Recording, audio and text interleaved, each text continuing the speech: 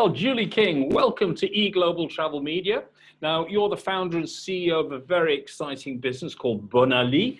It sounds a bit French, doesn't it? But I'll talk about the origin in a second. And before we discuss Bonailie, just for everybody to get a bit of a feel about who you are and so on, although you're very well known for having represented Dubai in this part of the world for a long time, but you've got a very impressive track record as an entrepreneur, industry leader, sorry about that little pause there, with more than 34 years, I don't believe it, you're not old enough, of international success. I am. Working within and consulting to the hospitality and tourism luxury hotels in Scotland, obviously that's your background, Dubai, managing tourism consultancies, and as I say, well known for your work on Dubai and very successfully. But this has all led to you developing a holistic view of the most important areas of growth and change in international tourism. And my goodness, will it change as a result of COVID?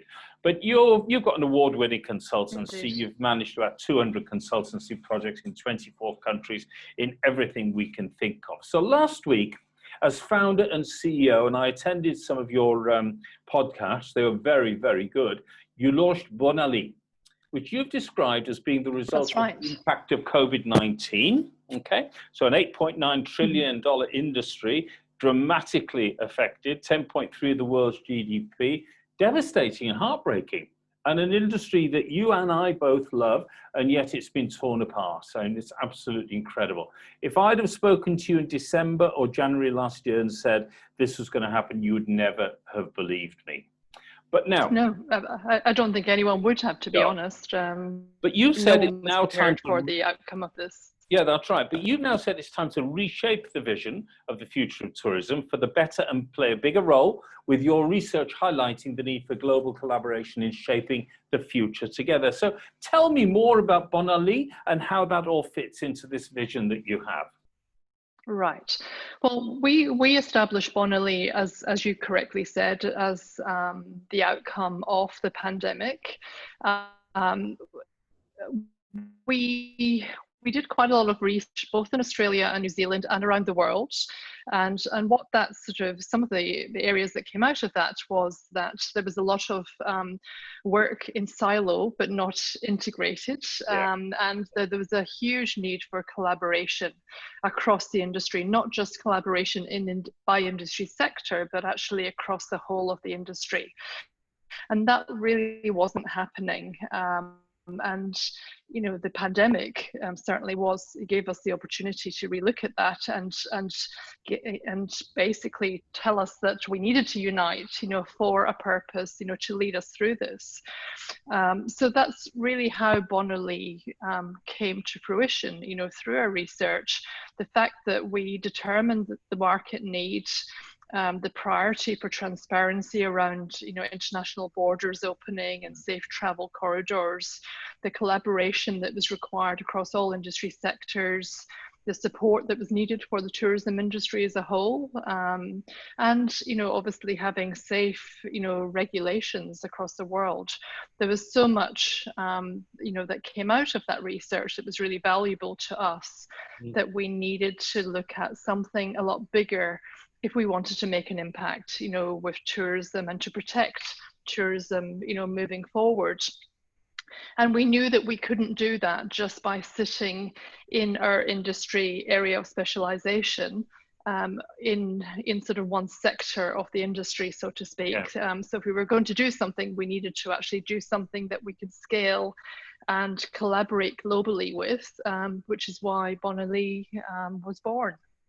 Yeah, look, it's very interesting stuff. I mean, you use some big phrases, you know, community platforms, global industry collaboration, 21st century thinking, and so on, and positively shaping the future of tourism. But there's been so many people involved in this space for so long that haven't been collaborating. So how do you think you'll be able to achieve these objectives, considering, okay, I accept that that COVID's maybe started people thinking more about collaboration, but they're not collaborating around COVID. So what makes you think you'll be able to achieve these objectives through Bonailie and in the tourism space? With Bonailie, we're looking to, our bigger vision is to have 1 million people on the platform in the longer term. And Wow. the more people we have around on that platform, the more that we can do to create impact. We will have a stronger voice, we'll be able to collaborate and campaign together. You know, we're really looking at purpose-led leaders across the whole sector of the tourism industry that will collaborate on this platform and be prepared to contribute their time and voice, you know, to communicate on some of the challenges that we face, you know, within tourism. So it's very much about the size of the community that we'll be able to do things together on, and that willingness to be able to contribute time to that. So yes, whilst we have a big vision and you know we have a high expectation, you know we've already collaborated with companies such as Business of Brand that we talked about that are very much in that 21st century, you know, thinking space. We will have a global partner network that will actually you know, that will be accredited by Bonailie and will provide the end-to-end solution of services, you know, through this network. And we will have the engage model, which you know, will be where the community is based and where we will deliver a number of services under that as well. So I'm not saying it's not going to happen overnight. You know, we want people to be on this journey with us together, and we want people to be on the journey with us together, and everything that we do and everything that we look at will be a joint approach together with the industry. We can't dictate, you know, how things need to be done. This has to be very much a model of collaboration and working together, you know, through this. So we will build this together with the industry globally. Yeah. Now, you've used some phrases: engage, evaluate, grow, and so on. So you want people to engage with you, evaluate what's going on, and grow with you. Obviously, is it going to cost people money to be involved in Bonailie? Yeah, so right now we're running, as you know, a 10-week webinar series, which is our gift to the community and to the global industry. And we're you know, we've really looked at the subjects that we'll be focusing on that time. We'll be bringing leaders from all over the world into that platform, you know, over the next 10 weeks, you know, to cover some of those, you know, to really sort of dig deep into some of those bigger challenges, you know, that we're facing and navigating our way through. But the customer journey that we will bring people on through Bonailie, as I said, was the engage side of it will be very much that community contribution, where you'll contribute time, and there'll be a low-cost model that will be our subscription-based model. It's not membership-based, it is subscription, and it is what we call our contribution model. And the grow and evaluate will sit where we have our partner network. So we will identify partners that fit with the vision of where Bonailie is heading and the type of delivery that we want to give to our clients worldwide, that will be delivered through a partner network who have to fit minimum criteria and will actually carry a stamp that will say accredited by Bonailie. So they will be part of the grow section, as you mentioned, will be very much part of representation offices worldwide, but also educational platforms and training companies as well worldwide. So those two areas fit into grow, and evaluate will be very much about partners in the consultancy and advisory space that will sit under our evaluate umbrella. So again, delivering that end-to-end solution in the whole tourism ecosystem. So you're telling me that the 10-week global webinar series, the first of which I joined last week, which was very good. I couldn't stay for all of it, but it was very good and very thought-provoking. I could have watched it all day. It was amazing. So that's free, but moving forward, there'll be a fee, a subscription fee or a pay-for-use fee, or?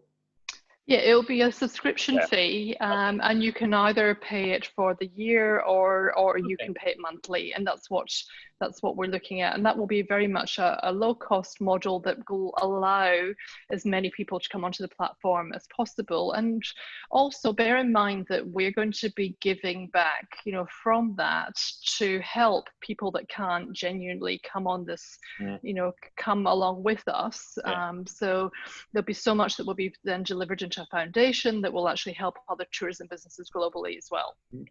With COVID having come along and our world having disappeared into Zoom, I mean, normally you and I would probably meet in Sydney and That's discuss, right. but now we have to meet on Zoom, Yeah. which is crazy. Has that been an influencing factor in terms of that you probably knew in any case because you were dealing with Dubai and communicating with them all the time, but so many of your potential partners now have realized that Zoom communication, WhatsApp, whatever, is the way that businesses can successfully communicate, and they probably don't need to meet.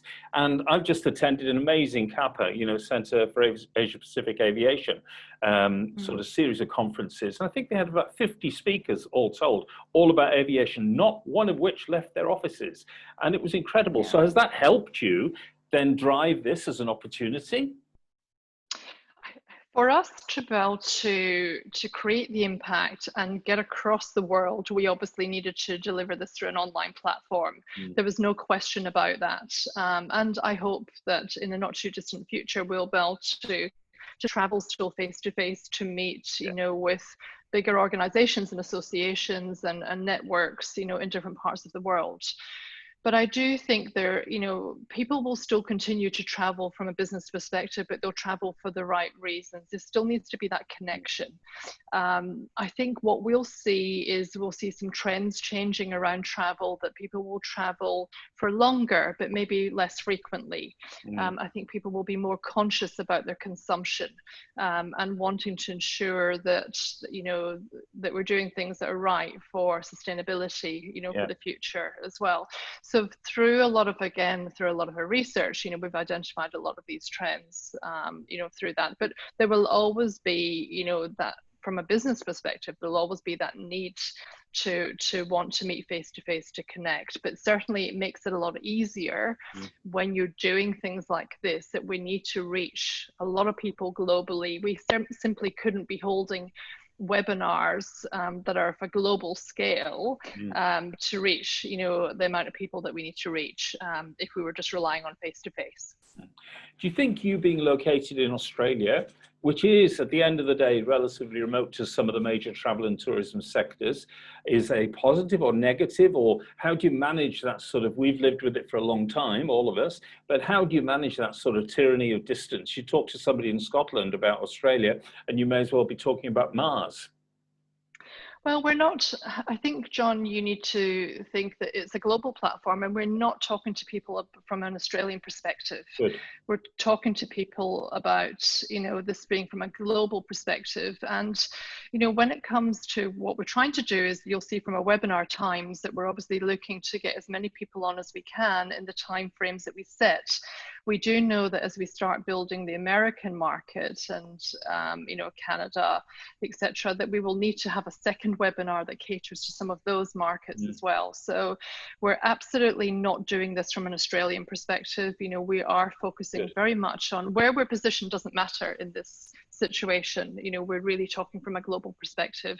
And I have so many connections around the world in many, many countries that we're working with all of those connections at the moment to be able to deliver this. No, it was a bit of a mischievous question, and thank you for I asking. thought it might be with you. Highly professionally, so it was very, very good. Now then, you're clearly from Scotland, as we all know, but now firmly ensconced in Australia, but with a global vision, being a global person. When I looked up the meaning of Bonailie, I saw the Scottish connection, and the word came from French, as we know. Both languages are cheery parting, and bon meaning good, and aller to go, and bon vale is influenced by both in the Latin. So why the name Bonailie for this amazing new project? When we went through the process of looking at names, we wanted, our ideal was to have a one-word name, and we got it down to 3 initially that we were looking at.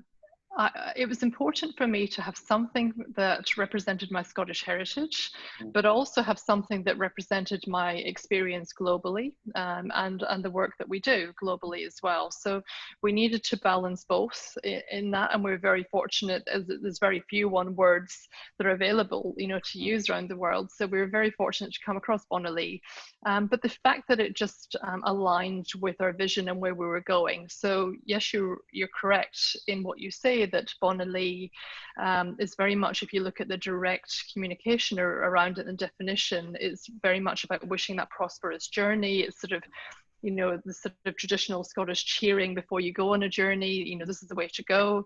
And in the French, it's very much that good to go.